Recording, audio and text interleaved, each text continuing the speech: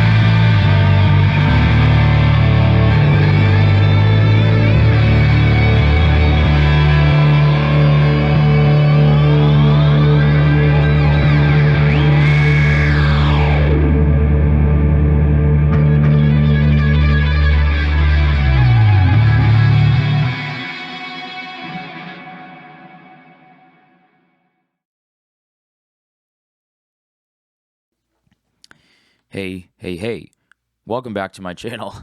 My name is Zachariah Connor, and today we're taking a second review, second long-term look at the Squier Starcaster from the Classic Vibe series in Natural. And I'm going to tell you how I like it, and I used it at church a couple times. I used it at a gig, and basically, yeah, I think I can talk about it now that I've updated the wiring harness, kind of lived with the stock pickups and played it along with my other guitars and all of that stuff.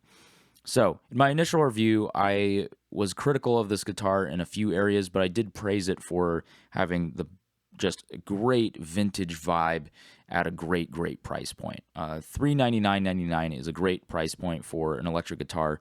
It's really where electric guitars go from being playable and not great to own. Like, you can make a good sound out of it, for sure. And it looks kind of cool, but it's not something that, like, oh, I could play with this, use it at gigs, feel good about it, keep it, for 10, 20, 30 years type of deal.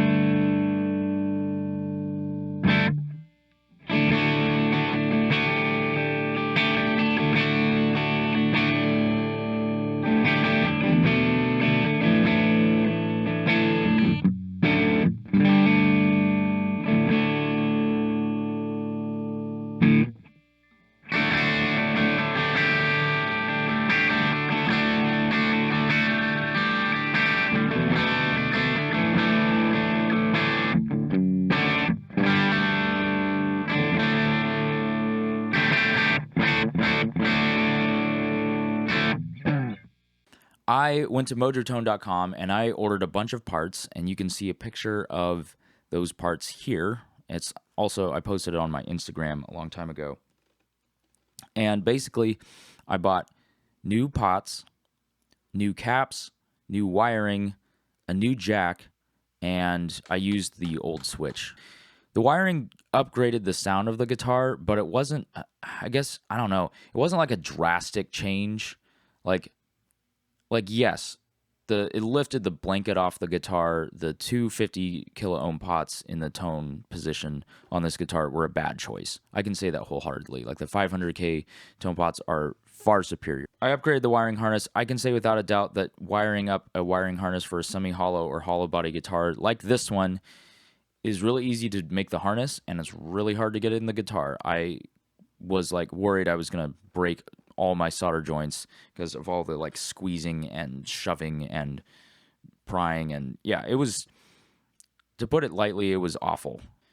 One thing that was weird is I put like this heat shrink tubing on the wires going to the switch because I wanted to like bundle those together, but I made them too long, and so when I tried to stick it in the guitar, everything got all twisted up, and what I thought was beautiful work ended up being nasty and horrible because it was like bunched up trying to fit inside the guitar. So that was a little unfortunate, but that was all my fault. Do I recommend getting a pre-built harness? Yes. Do I recommend having a luthier work on your semi-hollow or hollow body guitar if you don't know what you're doing? Absolutely yes. And that's kind of where I see is the problem, because a lot of pre-built harnesses cost about $100, and a lot of luthiers will probably charge between $100 and $200 to install a kind of harness in here. Maybe not. Maybe it'd be less if they're just putting in the harness. But either way, there's definitely some soldering work that has to be done. These potholes will need to be drilled, and that's really difficult to do. Moral of the story is some stuff you just really need to know what you're doing before you try to do it, instead of trying to save money and do it yourself.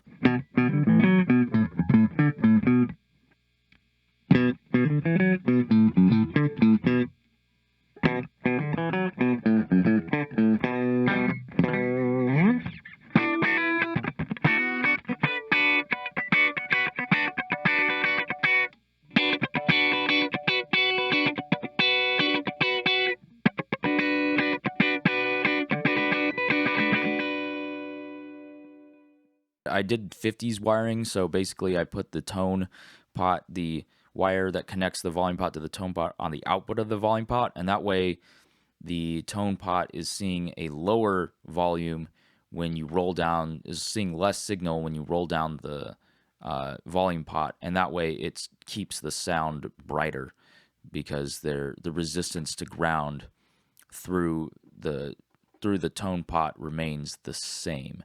And so that way, because otherwise when you're rolling down the volume pot, more of the signal goes, oh, there's a lot of resistance going to this volume pot. This tone pot over here looks nice and good.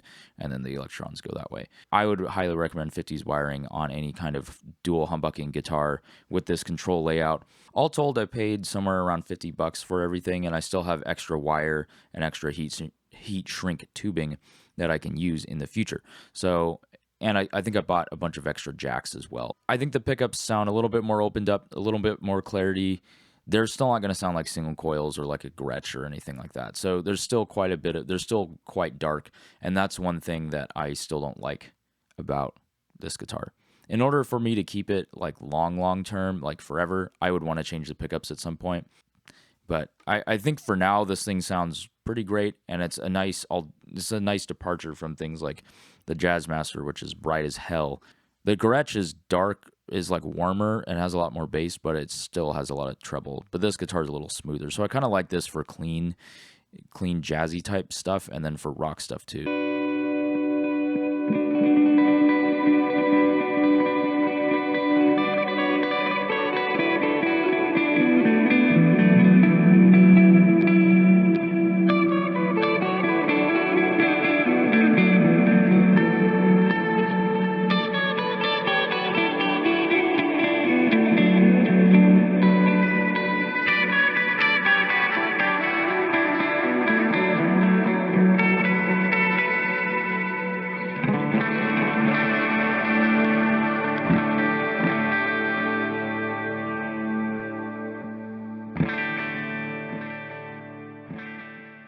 As for the bridge radius, I talked about how it was the wrong radius, and I was getting fretting out on the B string.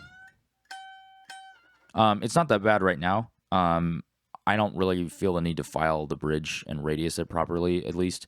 I think I kind of found a happy medium where it sounds good with the setup that I have.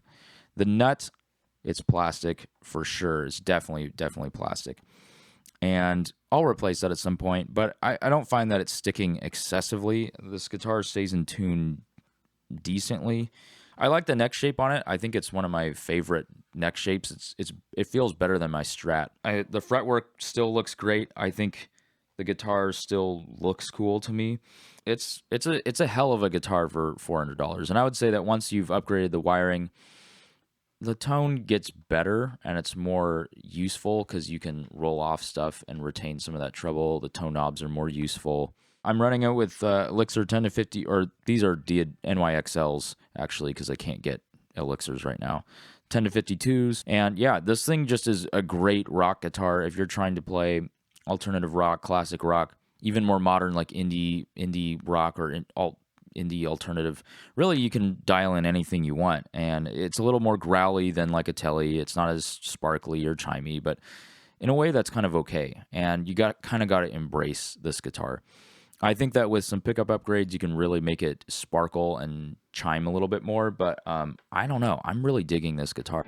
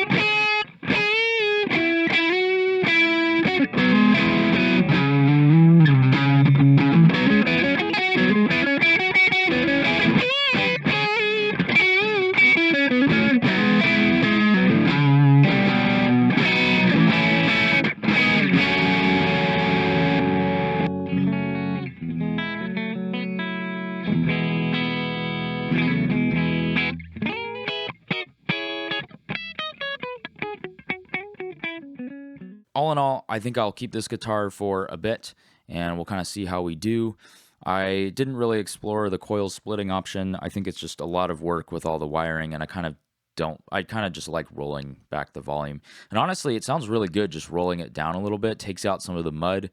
It's a little bit clearer, and I don't know, maybe I'll just keep using it like that and not change the pickups because I really like the sound of it with it just knocked back a little bit. I still think the neck is gorgeous. I love this headstock. The guitar fits in my Gretsch case, which is great, so that means I didn't have to buy another case, at least for now. It's a good guitar. You should go buy it. Check out my initial review down in the description or somewhere over here.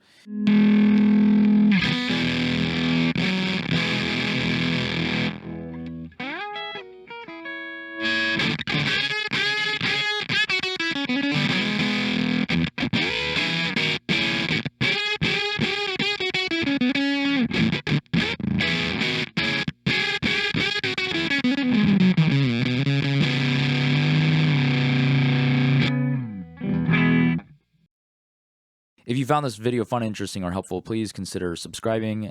Hitting the like button really helps me out a lot. I'm a small channel still. Let me know what guitar I should buy next and review next. I'm gonna start doing a bunch of pedal demos too. I keep putting that off because it's easier to review guitars for me. I don't know why. And yeah, I will see you guys in the next one.